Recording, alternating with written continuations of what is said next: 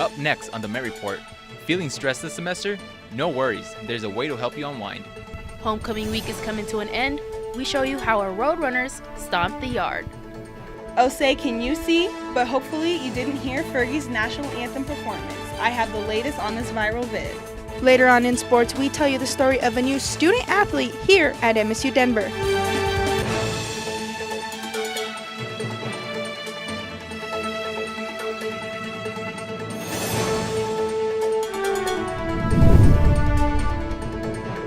Thanks for joining us on the Met Report. I'm Jhovani Carrillo. And I'm Nas. Homecoming week kicked off with a good old-fashioned carnival of fun and gay. The carnival was held at the Tivoli Turn Hall Monday. It was the first event of the week, ultimately leading up to the homecoming basketball games against our rival, Colorado School of Mines. All students who participated were entered in a raffle to win MSU Denver swag. Students tried their luck playing games like matching duck, ring toss, can knockdown, hula hoop, and the big hit, archery. In honor of Homecoming Week, various fraternities and sororities from our campus came together for a yard show. Juan Arellano with more on the event. So we're going to go ahead and get started with introductions. So we have a member from each organization that's represented here at MSU Denver. Every year, different fraternities and sororities from our area and Colorado come together at the yard show.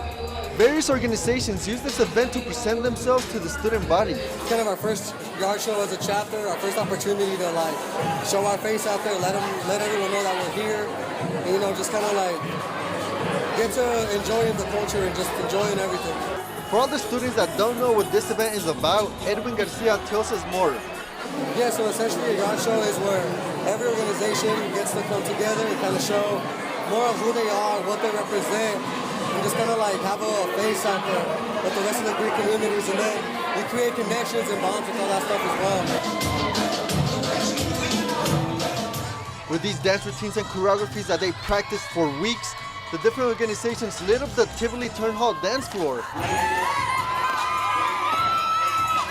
Now that you guys know what a yard show is, don't forget to attend it next homecoming. For the Met Report, Juan Arellano. MSU Denver Student Government President Joshua Gardner aims to make a coalition between different government students from across the state. Gardner is currently working with Student Body President of the University of Colorado Springs, Joey Vajayam, as well as other student leader of ex officio for Larimer Community College. They want to create a regional student government coalition where involved student government leaders work together to reach a common goal. The statewide coalitions that are already in place will determine the path to national coalitions and may have an effective governing body and ways to unite students as one country. Once we are able to get enough states within the West area, the region around us, we'll be able to form regional student government coalitions based on the statewide ones that are already in place at that time. The Bill Daniels Veteran Service Center is partnering with Campus Recreation for a food drive to help homeless and unstable house veterans in the Denver area. The Bill Daniels Veteran Service Center offers housing and employment assistance to veterans, and currently the food bank is in need. For every 2 non-perishable food items you donate, you'll get 1 raffle ticket to put toward a variety of prizes from Campus Recreation. Some of the prizes include rest of the semester memberships to the Campus Rec fitness assessments, and much more. Bring on your non-perishable food items to Campus Rec's front desk to participate. The drive will run from February 26th to March 9th. It's an ongoing process with a lot of times where there's 2 steps forward, 1 step back, but that doesn't mean that we want to give up on them. And just helping out with just basic things as far as making sure they know that they can eat that day makes their life that much easier. We all get stressed out from time to time, especially during the busy semester. So if you're looking for a unique way to de-stress, you might want to check out the Healthy Pursuits program at MSU Denver Campus Recreation.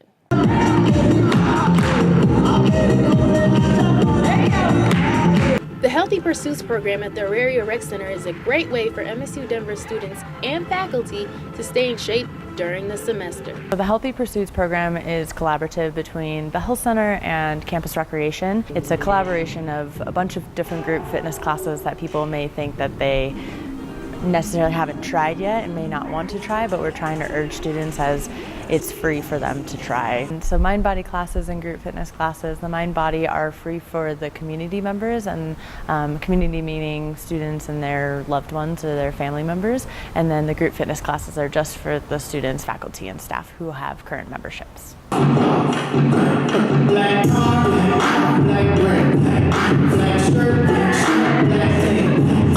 Zumba is a great way to dance the stress away, but if it's not your cup of tea, the Health Pursuits program also offers yoga, HIIT class, boot camp, and much more. So with the boot camp and HIIT class, with boot camp I use a lot of different materials. So as you saw, we got the battle ropes and the medicine balls. We also use the resistance bands.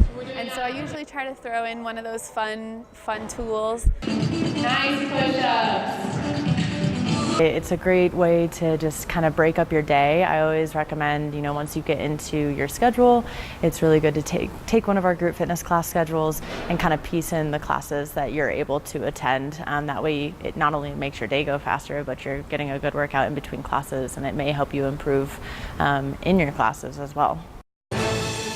The Winter Olympics are coming to a close. We have the medal count for the winning countries. Have you been a victim of Russian propaganda? We have ways for you to find out. Drop that baby.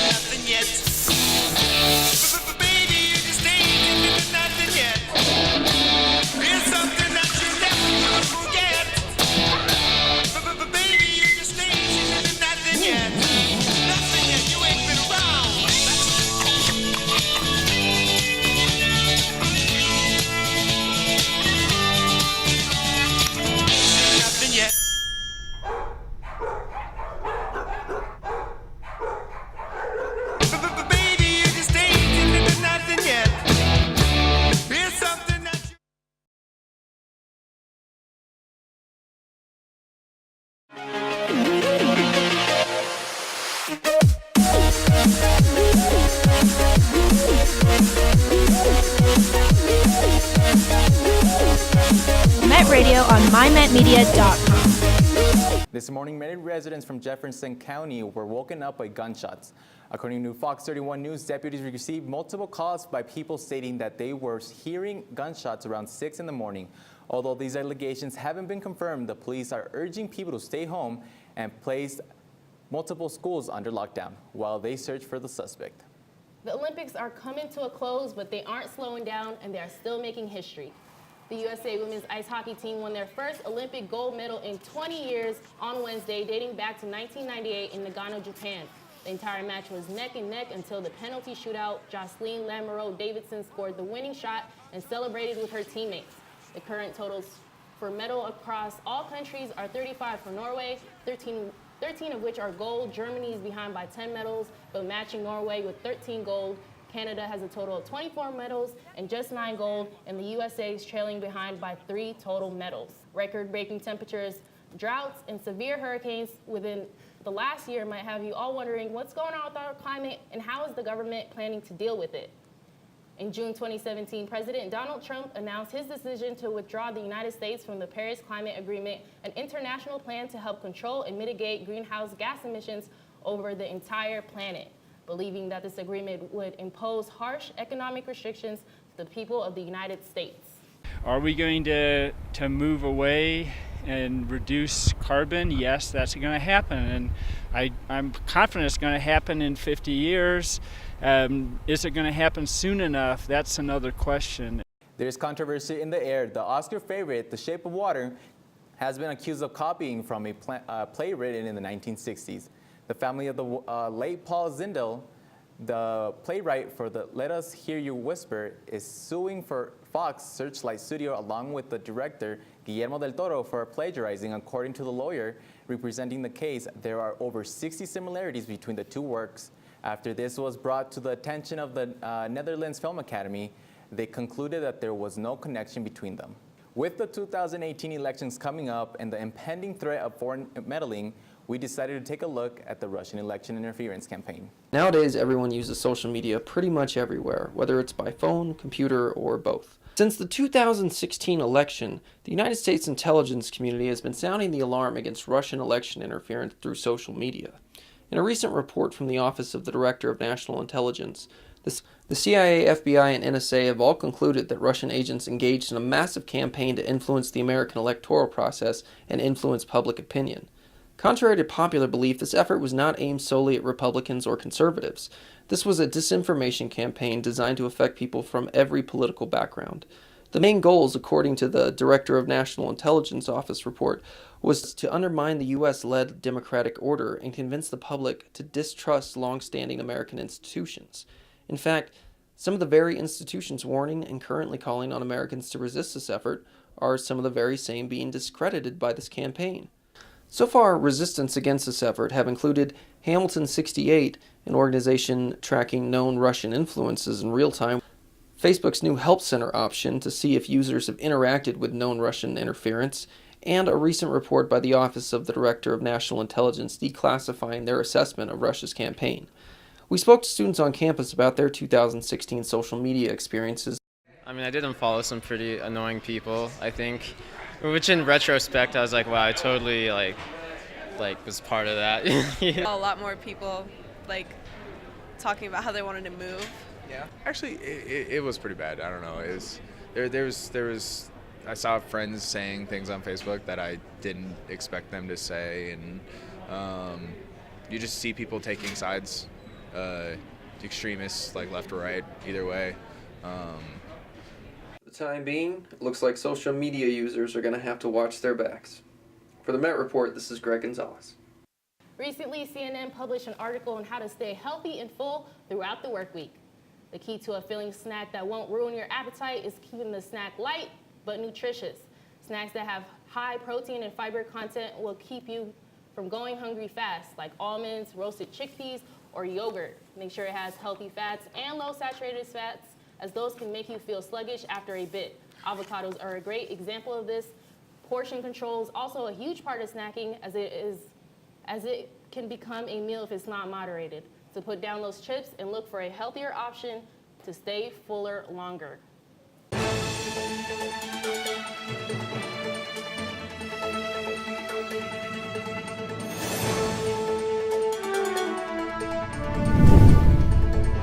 Right now, as you can see, we've got our snow up over here in the mountains, the low pressure system down in the corner. That's what's going to bring us our snow as it continues to move up towards the northeast corner here. We've got the snow coming into the mountains. That's what we call an upslope event in Denver. We'll talk more about that here in a second. But Friday night, that's when you're going to start to see the snow coming in. Moves out by Saturday morning all the way up over into Nebraska, so we're not really going to have to worry about it for that long. Maybe just an inch or two. And then the rest of the weekend is going to be pretty clear, so you can go out, do some shopping, skiing, snowboarding, whatever you feel like. Snow forecast amounts. Again, up in the mountains, that's where you're going to see most of your snow, probably 3 or 4 inches. Down in Denver, we're only going to 1 or 2 in the city, so not too much, but temperature cold enough that it will create some ice on. Careful when you're out driving around, especially early tomorrow morning. Back to this upslope event that I was talking about. So when we have a low pressure system down in the corner of the state, low pressures typically have a counterclockwise turn to them. So it's going to bring up this moist air down from the south, up and hit the mountains. And once that air hits the mountains, it's going to bring it up, and that's what causes our precipitation, rain or snow. And since it's cold enough, we'll be looking at snow this weekend for sure. All right, looking at forecast temperatures for the area. Denver, 32 for tonight, afternoon, 28 over in Golden in the foothills. Pretty much the same over the rest of the Denver area, 55 in Centennial, so a little bit warmer, but not too much. And then moving on into Saturday morning, 17, 16 in Golden, so pretty cold. Like I said, below freezing temperatures, watch out for ice while you're out and about. Saturday afternoon, it does warm up, but really not too much. We're looking about the same temperatures today. 30s, a little bit warmer over in Golden. And then on Sundays, back down in Sunday morning in the 20s, low teens. And then Sunday night, it should clear out and get a little bit warmer seasonal temperatures. And then for tomorrow, we've got a high of about 35 degrees, partly cloudy. We won't really have to worry about the snow anymore, just colder temperatures, so keep your jackets out for sure. And then our 7-day forecast we're looking at, Friday, today, 60% chance of rain. And then as we continue on down through the week, it does get warmer, seasonal temperatures. We won't really have to worry about snow probably again for another week or two. Yeah, we've got this picture here from Denver, Colorado, earlier on in the week when we did the snow. You can see it falling down over campus. It was pretty chilly out there, so try to stay warm. If you've got any pictures that you'd like to share with the Met Report, you can send it to our Facebook, Twitter, or Instagram. Check out EMET, where you can get the latest news on what's there to do in Denver, what the celebrities are doing, and the great must-sees. Check out EMET on the Met Report.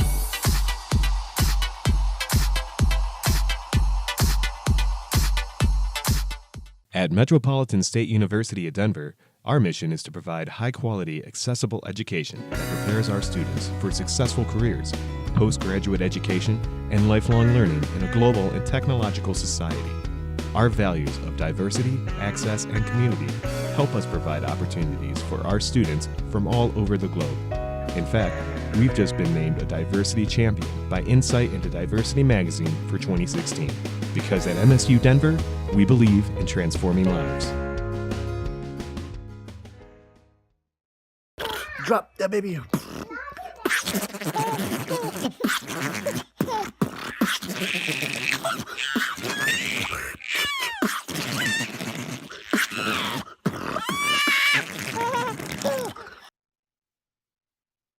What is Met TV? It's the Met Report for all your latest news. Noticiero TV Met, news in Spanish. Both on Denver Channel 58 and mymetmedia.com. Tune in for the latest in sports, aging entertainment, and more. Also check out the Nightly Met, a Tonight Show. El Templo Futbolero for all your soccer news. Student Corner. Daytime Duo, a fun daytime talk show. MSU Denver Last for some fun improv.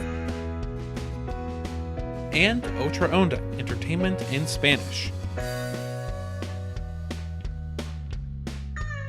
All this and more only on Met TV. It's fine that other people like you. It's more important that you like yourself. And I'm comfortable with every part of me. Meals on Wheels coming to my door as someone who's housebound assures me that I'm not forgotten. They care that I'm okay. My name is Asha Ida Bell. America, let's do lunch. Drop off a hot meal and say hello. Volunteer by donating your lunch break at americaletsdolunch.org.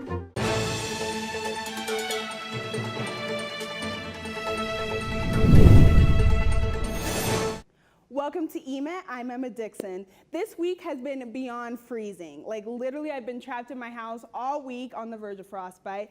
But while I was stuck inside, I was able to check out Marvel's Black Panther and pay my homage to Wakanda. I've been seeing Black Panther all over the internet, so let's see what that's all about. Black Panther smashed the box office with records after its opening weekend. This Marvel movie has created a new cultural empowerment for its fans. Memes and videos have been circling all over the internet like crazy. Fans have been seen in their traditional African garments, and natural hairstyles have also been making an appearance all over social media. According to fans, this Marvel movie is more than just another exciting film, it's a start of a movement. If I was a kid and I saw Black Panther, that would have been great. When I grew up on like Spider-Man. I still love Spider-Man, but I grew up on a lot of heroes and none of them looked like me at all. And I still love those heroes, but I can imagine being a kid and seeing, kid characters that look like me. I'd be pretty hyped. I've never had an opportunity for this before. I've never gone to a theater to see a film like this before, so I just really needed to go all out. To see something where you have an all-black cast coming together, this is big. Somebody that looks like me is a superhero, and nobody's whitewashing it, and it's beautiful. Excited that they're painting Africa in a different light than what we normally see, so it's just a big moment. The hashtag Wakanda Came to Slay has been all over the internet, with fans showing off their outfits to go and see this movie. According to Vanity Fair, Black Panther hit a record-breaking $427 million in opening weekend, breaking the record for a February movie premiere. That movie definitely has me feeling good and out of the winter blues. And luckily, Westward is getting us ready for summer because they released their summer Red Rocks concert list. The Red Rocks summer band lineup has been released, and here are the three most talked about groups for you guys to get those pre-sale tickets. The Avett Brothers will be coming to Red Rocks Amphitheater on June 29th. Singer-songwriter Post Malone will be coming Wednesday, May 2nd, and you can catch Marshmello on June 3rd. Make sure you check out westward.com to see if your favorite band is coming to one of Colorado's most beautiful venues. And you can catch the full list of artists and bands at westward.com as well, so go and check them out. The NBA All-Star Game was last weekend, and did you all catch Fergie's national anthem performance? Fergie got the chance to sing the national anthem at this year's NBA All-Star Game, and it was interesting to say the least. Players could not keep a straight face, and honestly, neither could I. I think the funniest part of the performance was the ending when Fergie passionately yelled, "Let's play some basketball." Maybe Fergie loved that performance, and if she did, then I'm happy with it too, but it definitely was a different rendition of the national anthem. All right, you guys, and that's all I have for EMET. Make sure you guys stay tuned because sports is next, and let us know your thoughts of Black Panther or Fergie's performance at our Facebook, Twitter, and Instagram, all at the Met Report.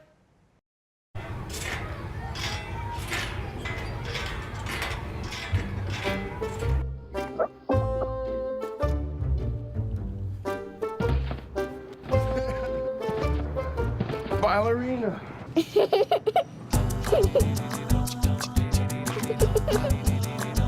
Sometimes all it takes to be a dad is remembering how to be a kid again. Take time to be a dad today.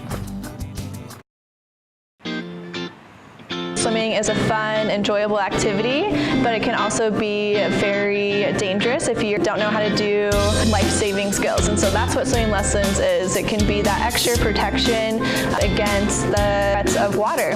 And so here at Aquatot Swim School, it's going to teach those little ones to be confident in the water, having no fear and anxiety. We're going to be working on basic foundational swimming skills. When we are doing our level 3 classes, so this is our foundational class, so they will do some jumping in, turning around, and finding a wall. Swimming year-round helps the kids retain all of their swim skills that they're learned throughout their swimming lessons. So if they're swimming year-round, they are able to keep making that progress without having to track back if they're coming out and going back in.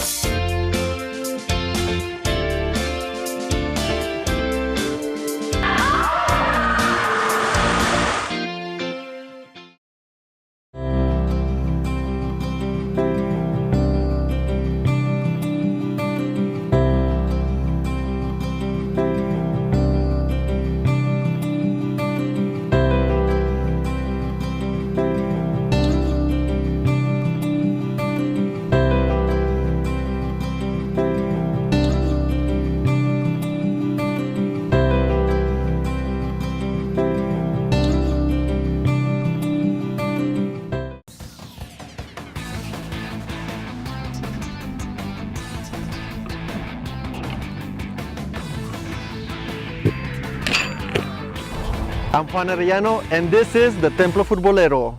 En esta edición tenemos 65 ocasiones el Colorado, Guadalajara, Denver,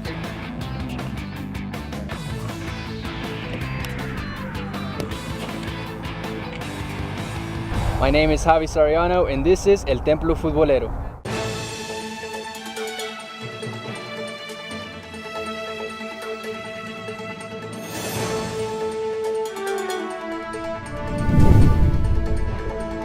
Sophomore Darby started the game out with back-to-back-to-back strikeouts for the red and blue. And on the offense, St. Peters with a jack to right field for a 2-run home run and her 3rd homer of the season. You get him, KP. McGee with a line drive to bring in a run, and man, that pitcher can do it all. Back on defense, a ground ball to senior Harley Hoosier. She touches the base and makes it to first in time for the double play. And to finish, Tess Haas brings another run for the Roadrunners to defeat the MSU Billings 5-3.